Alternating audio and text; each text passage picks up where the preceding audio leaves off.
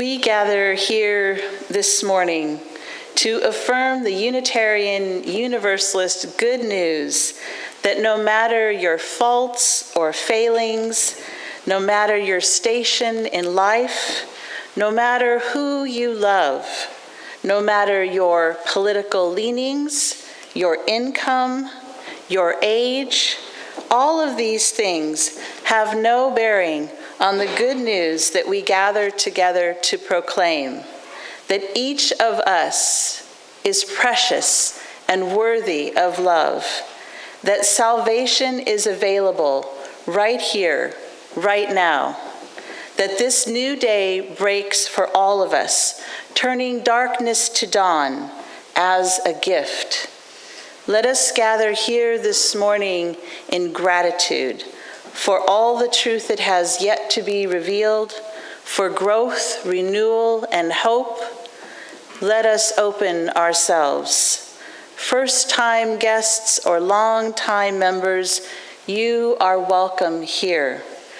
Wherever you may be in your life, wherever you may be on your spiritual path, may you find in this community, these people, and this faith, a lifelong religious home. Come, let us worship together. Our meditation this morning is by Mark Bellatini. Love, you are as strong as a dark blue mountain. Love, you are as fluid as a wide silver river. Love, you are as splendid as a clear night sky. Love, you are as mysterious as a deep forest. Love, you are as wise as an enduring friendship. Love, you are true power, not mere distraction. Truth, not deceit. Purpose, not impulse. Poetry, not prose. Sing, not sang. Now more than tomorrow, but tomorrow more than yesterday. Love, condense yourself into this moment. Permeate the silence that joins us in community, so that in the fire of the words to come, the promises of this hour might be sealed in peace. Please join me in a time of silent meditation.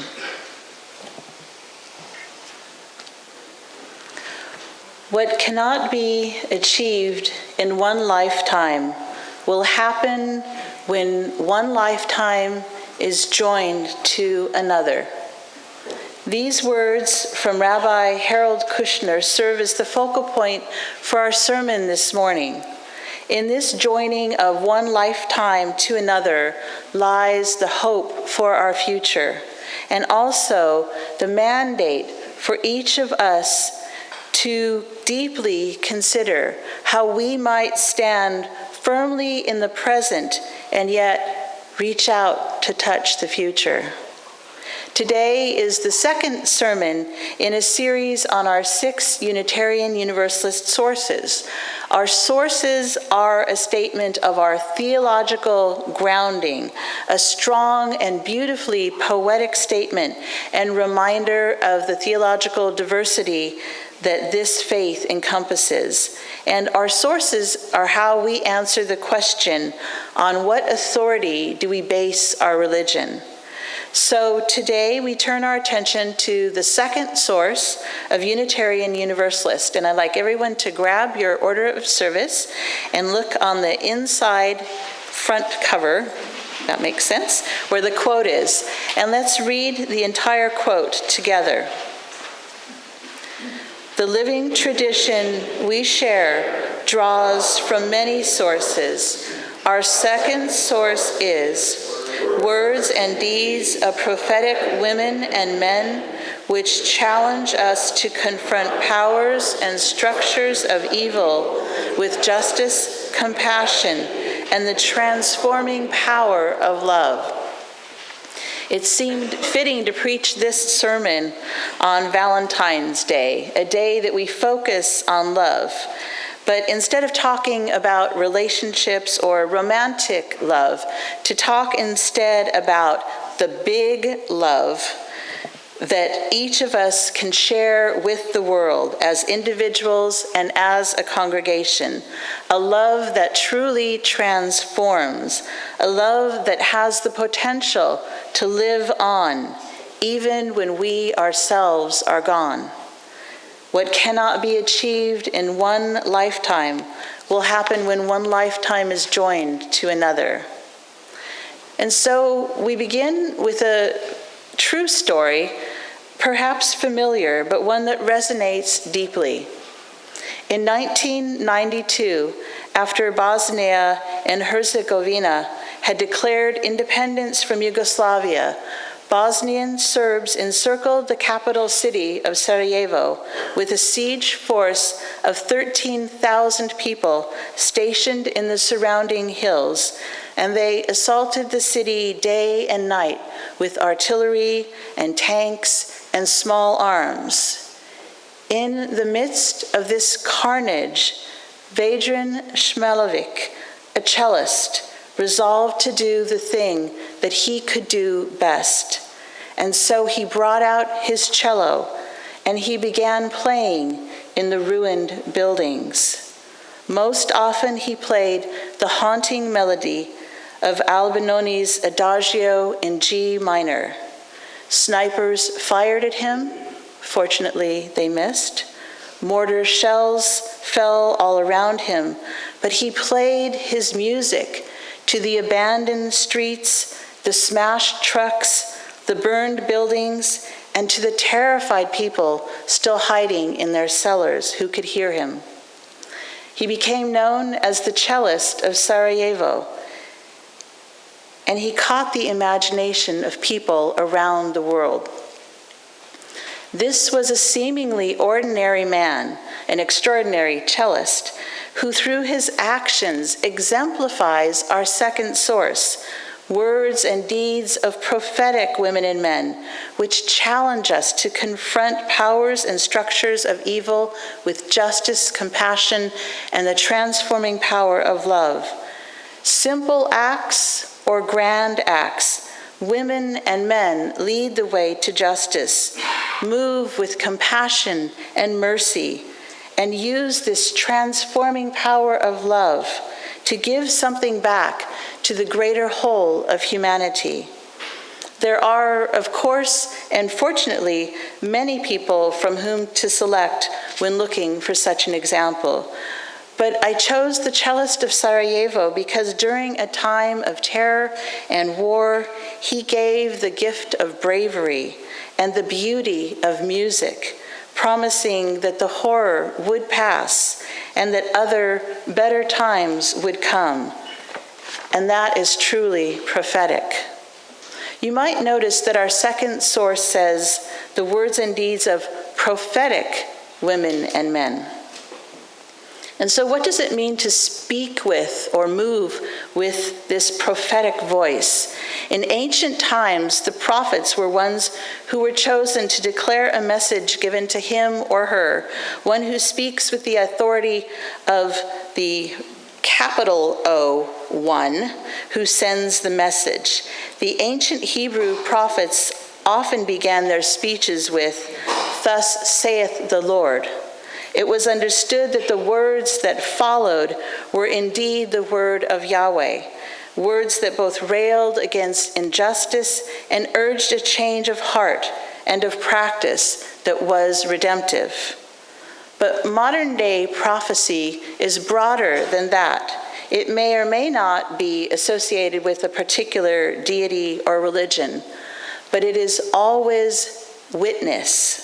It is seeing what needs to be seen, saying what needs to be said, taking a stand where a stand needs to be taken. Not just critique or confrontation or blame. Witness is living the message that love can overcome hate and structures of evil can be transformed. Witness, prophecy, paying it forward. Many of you may have heard the term priesthood of all believers. Anyone heard that one before? A couple people? Okay. So this is a common Protestant Christian term, and it's a doctrine that states that ordinary Christians share a common priesthood and that they have direct access to God through their prayers without requiring a human mediator. And our Unitarian Universalist spin on this concept is that one you probably are very familiar with called shared ministry. And that is that each and every person here has the right and responsibility to engage in the ministry of this congregation from their own spark of truth, along with me as your minister. So that's the priesthood of all believers. But the Unitarian theologian James Luther Adams coined an expression, the prophethood of all believers. And this is what he had to say about a prophetic people. And I think what he says about the congregation is equally true on an individual level. He said, "We see the prophet as one who stands at the edge of a community's experience and tradition, viewing human life from a piercing perspective and bringing an imperative sense of the perennial and inescapable struggle of good against evil, of justice against injustice. The prophet shakes us out of our pride and calls for a change of mind and heart and action. The prophet demands ethical action here and now. But we fall short of understanding the full nature of prophecy and of the prophetic task of the church if we think that the prophets are merely critics dealing with religious and ethical generalities.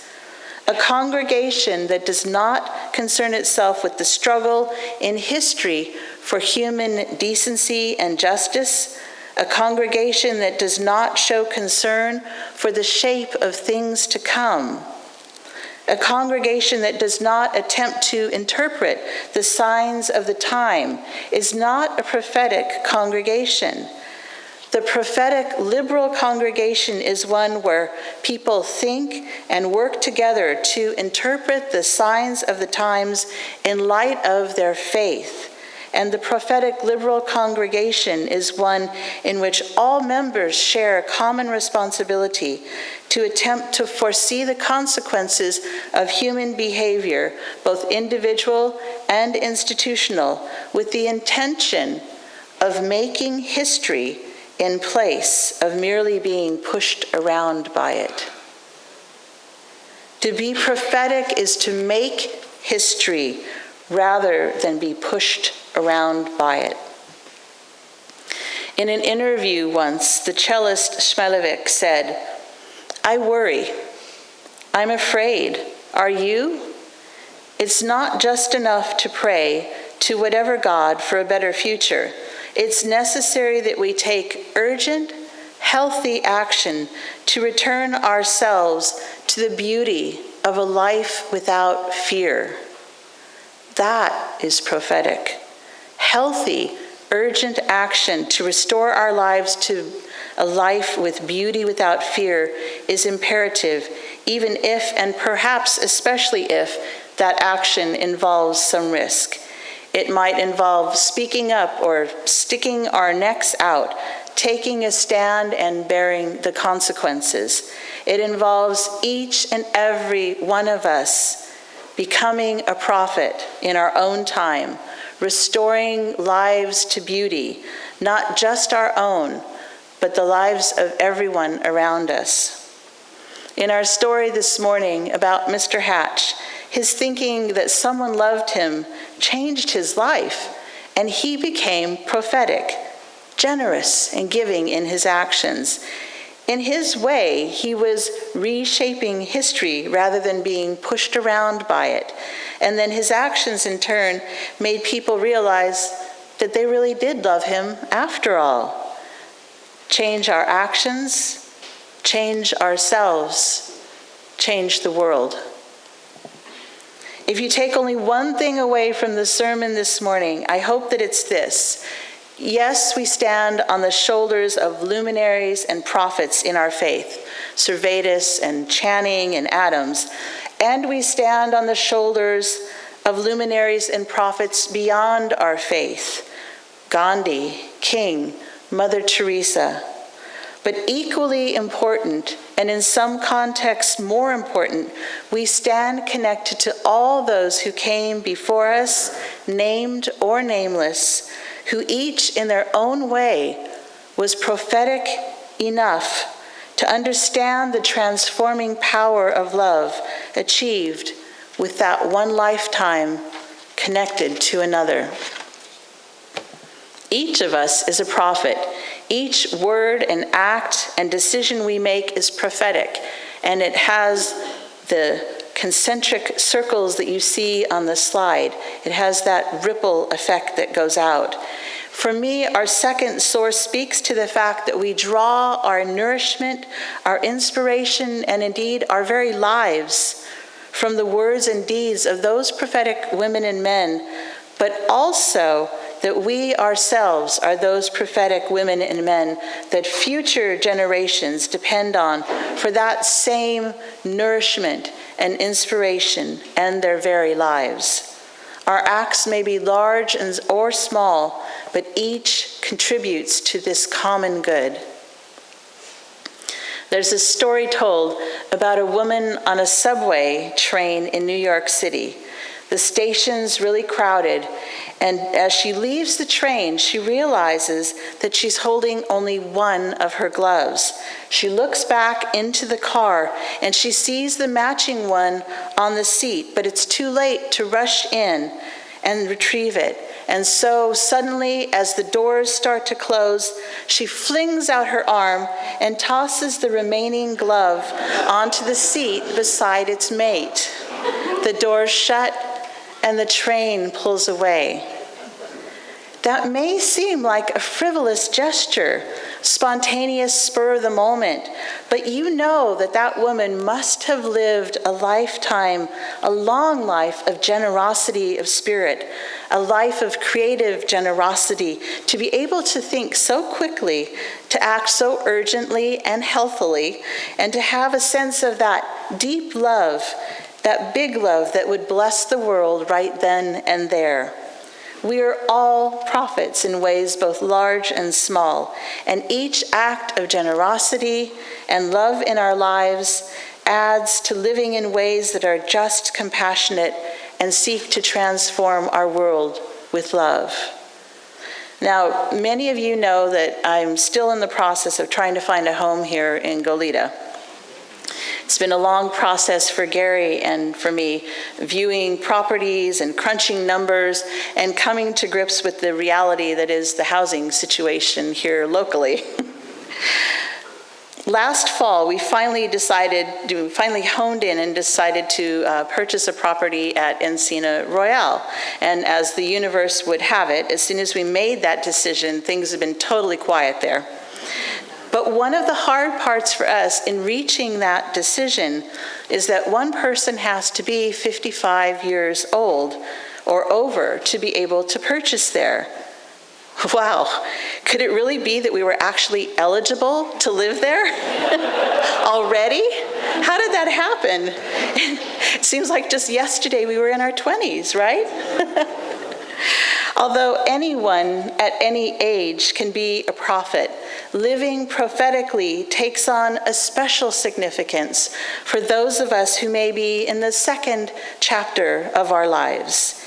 It is for those of us in this second chapter who begin to realize that the future is long, and that some of the things that we thought we could change and influence must be seen in a longer arc of time, of joining our lives with others, while other things are more directly affected and await just a shaping hand, a shove, a push, a pull, so they'll go in one direction and not another. So how do you make this legacy? How do you stand as a prophet What kind of healthy, urgent action in the present will have a bearing on the future? Think back to the cellist in Sarajevo. His act was simple on its face, but the legacy that he left is enormous. Even as the notes that he played were fleeting in substance, the power and prophecy inherent in his gesture rippled out. An ordinary person whose legacy lives on. His courage to confront the powers and structures of evil with justice, compassion, and the transforming power of love lives on today. And as a colleague of mine put it, the container for legacy is memory. And when memory fades, when everyone who knows the story finally dies, it becomes something else. It becomes part of a people's way of being, part of humanity's humanity. Such for us is immortality. So what will you leave as your legacy? How will you spend or use up your life? By being part of this beloved congregation, you're making one choice as to your legacy. You're choosing to bless the world by strengthening this liberal religious tradition and carry on the good work that we do both inside these walls and beyond into our community. I want to say a quick word of gratitude here to Peter Hasland, sitting in the back, who is leading the recently created Legacy Circle Task Force of Ellen Hamilton, Phil Norvell, and Wilson Hubble, as they begin a process of talking to each and every one of us about what our legacy might be in relation to this beloved congregation. And in the next weeks, please look for a pamphlet and welcome discussions about this, one way that you might leave your legacy and bless the future. Because leaving this legacy, being a prophet, sometimes involves thought and attention, planned living, placing ourselves in the camp of those who came before us and imagining those who will come after. I leave you this morning with an invitation, words from the song that the choir is about to sing as our musical response.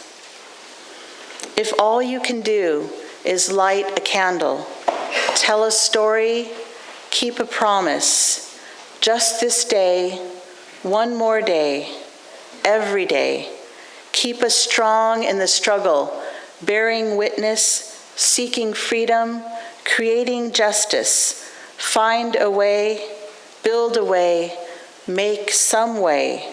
This we pray, humbly pray, urgently pray, in the memory of sacrifice and enduring hope, liberation, in the dignity and worth of every soul, our salvation, in the power of love and the human spirit, transformation.